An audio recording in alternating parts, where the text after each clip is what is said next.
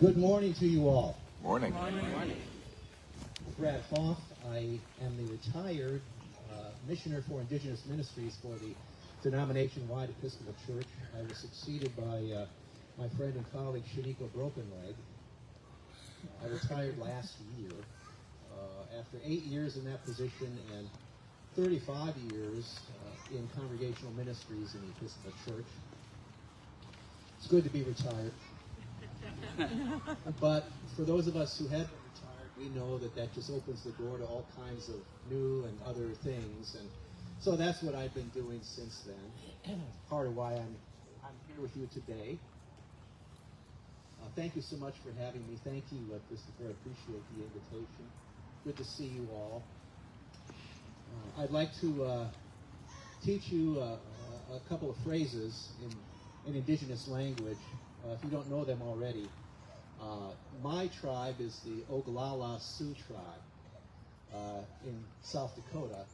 Both my parents, who were boarding school survivors, were enrolled with that tribe, and I'm enrolled with it too. Oglala is a word that means the scattered people. The scattered people.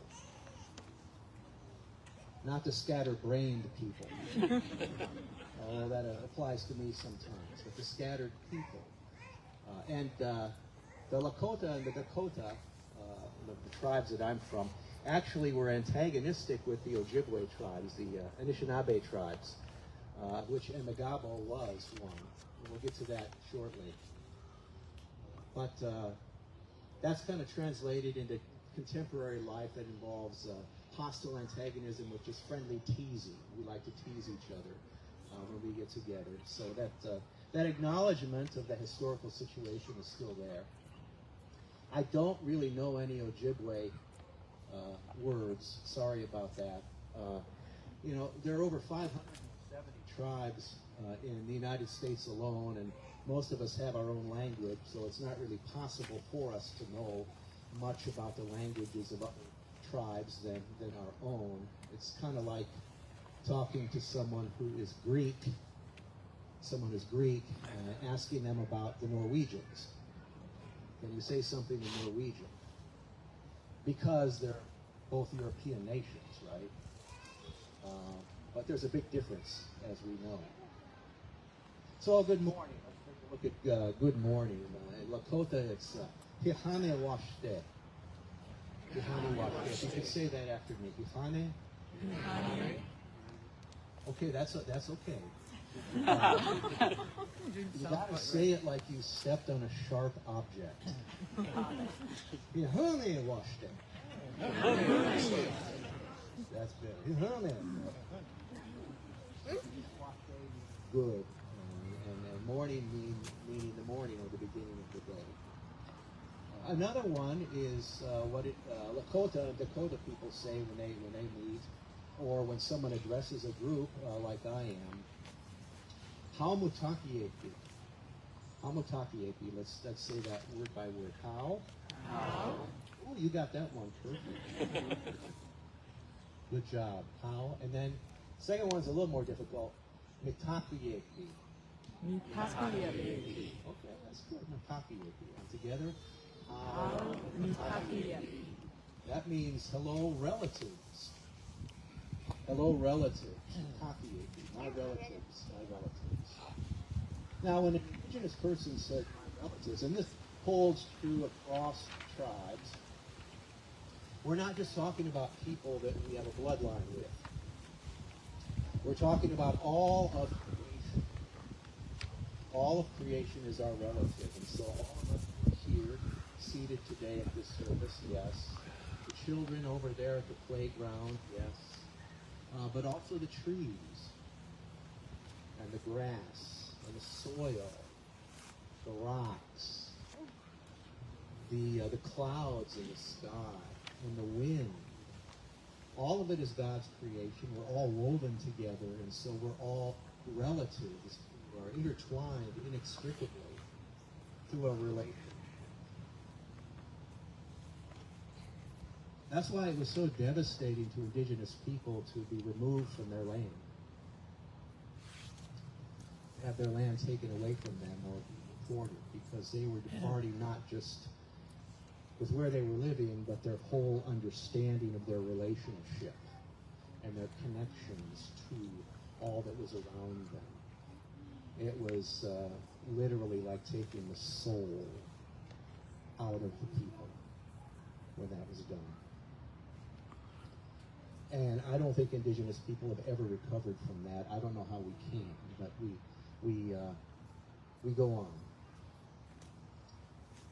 We're celebrating the life of a relative today, Enmegahbowh, of significant importance here in Minnesota. Enmegahbowh was born in the 1820s, north of here in a region that is now known as Canada, part of Canada, and he was a member of a Anishinaabe tribe. History tells us that his father was a chief, and that he was raised in the traditional culture and society of the Ojibwe Anishinaabe. So as he was growing as a child, he was given a name by the elders, by the council of the tribe. Enmegahbowh, which means one who stands before his people. Sometimes it's translated as one who prays before his people. And that was his name. Later on in his childhood, he became acquainted with Methodist Episcopal missionaries in the region. And they befriended him, and he was very interested in them. Interested in their language, interested in their religion. And one day, a pastor asked Enmegahbowh's father and mother if it was okay if he accompanied them on a missionary journey. And Enmegahbowh really wanted to go. His parents were reluctant, as you can imagine. But after some time of going back and forth with it, they concluded that they would allow him to go with the missionaries, provided that he come back and see them. And so he did. He went off with the Methodist missionaries, and that's where he learned English.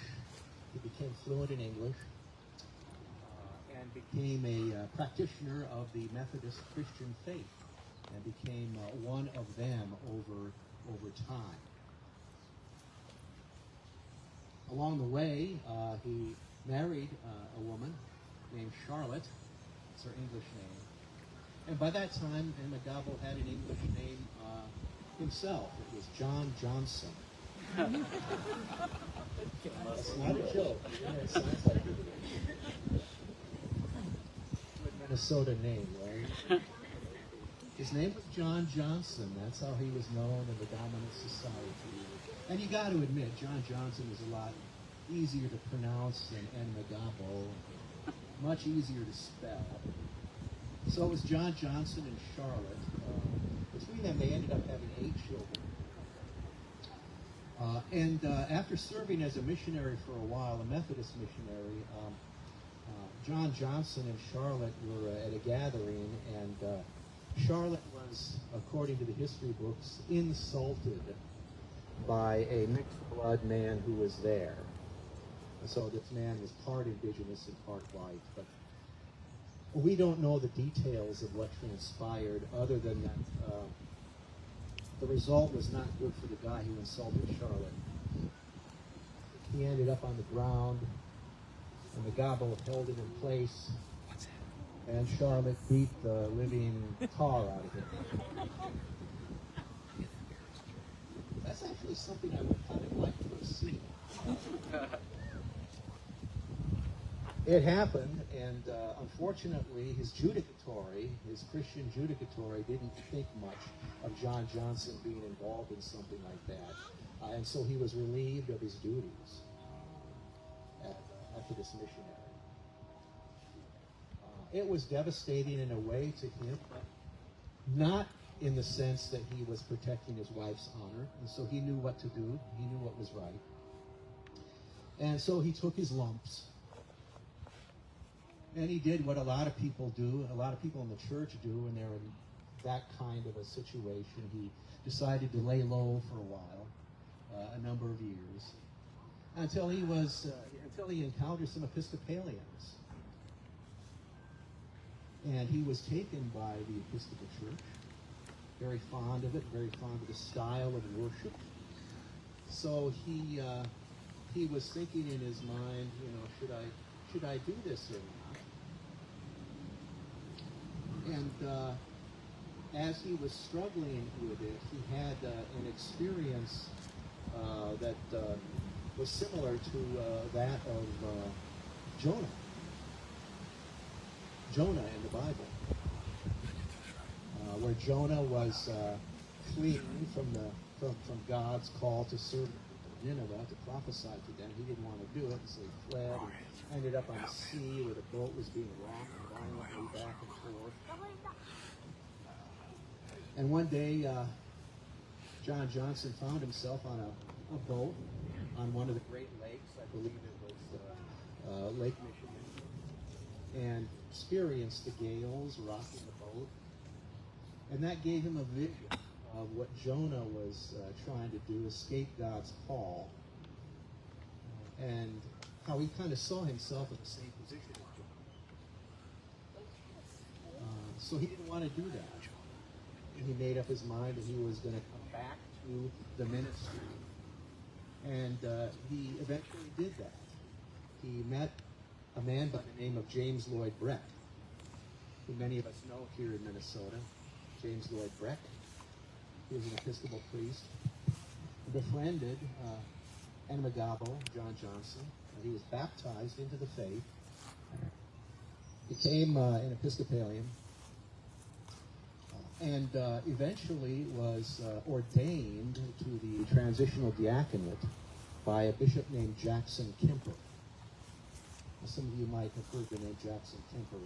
Jackson Kemper was one of the very influential early Episcopal Church bishops in this region. So once again, he was serving the church except as an Episcopalian. Eventually, he came in contact with Henry Benjamin Whipple, the first Episcopal bishop of Minnesota. They became friends, what would be a long, very close relationship. And it was Whipple who ordained John Johnson to the priesthood. And he became the first Episcopal Indigenous priest. And that's how his ministry began.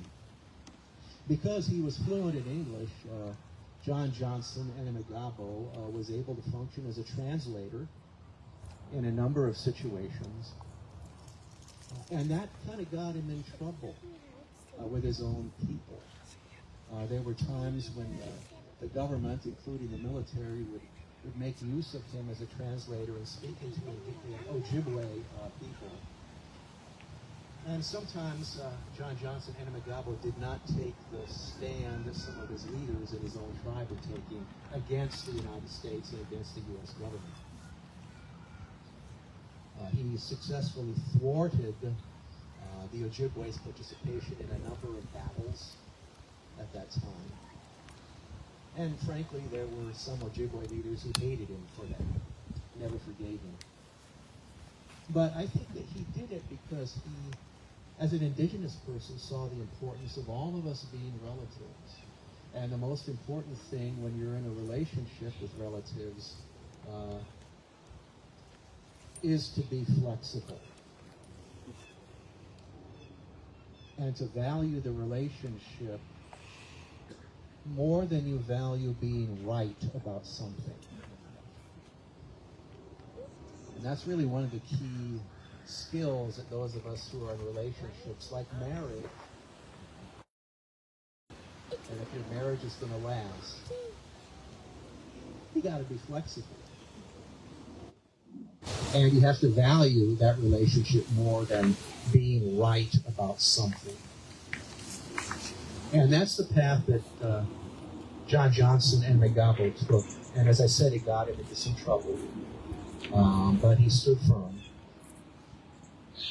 Throughout the last part of his life, he saw some sad things. He saw the lands of the Ojibwe whittled away, ceded. He saw the Ojibwe people displaced, eventually ending up at Whiters. he saw all of his children, and between he and Charlotte, they had 8 children, I believe. They had 8 children. He saw every one of them die. They all preceded him in death. According to the history books, from tuberculosis, which also took Charlotte's life later on. So over time, over the span of years, he lost his whole family. And when he eventually did die, there was only one grandchild left to bury him. He mourned the loss of his friend Henry Benjamin Whipple, who died, I think, a year or 2 before he did. And at the end of his life, found himself kind of out of sorts, without an anchor, without knowing really what to do. But as an Ojibwe person, he also knew, deep down inside, that as he lived, he was in a universe of relatives, a universe of relationship, and one that would never die, one that no one could take away from him, not even death. Not even death can take that away. And so when he died, the history books say that his death went unheralded. Unheralded. Barely noticed. Barely acknowledged. A lot of people didn't know who he was or didn't care. Yet, here we are today, celebrating him. Isn't it amazing how God works? There's a part of today's gospel that I want to put some focus on very briefly here.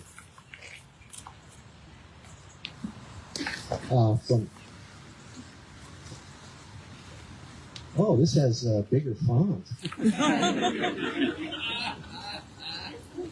I don't need this. In Luke's Sermon on the Plain, where Jesus says, "Blessed are you when people hate you, and when they exclude you, revile you, and defame you on account of the Son of Man. Rejoice in that day, and leap for joy, for surely your reward is great in heaven, for that is what their ancestors did to the prophets." And isn't that the truth? Enmegahbowh experienced what that was like. And here we are celebrating him today. Only God can make something like that happen, and God does. So I want to bring this to a close by saying that we are remembering today a great person, a great Indigenous person, a great Christian, a great Episcopalian, but also a great human being in the sense as Ojibwe people see human beings. And that is as part of God's creation. We all live together. And what we can learn from John Johnson and Enmegahbowh is how to live together better. Not caring about any glory in this day and age, but living for what is right. And what a right relationship is between all people and all of the cosmos. And it is in this spirit of living that I conclude by saying, Amen.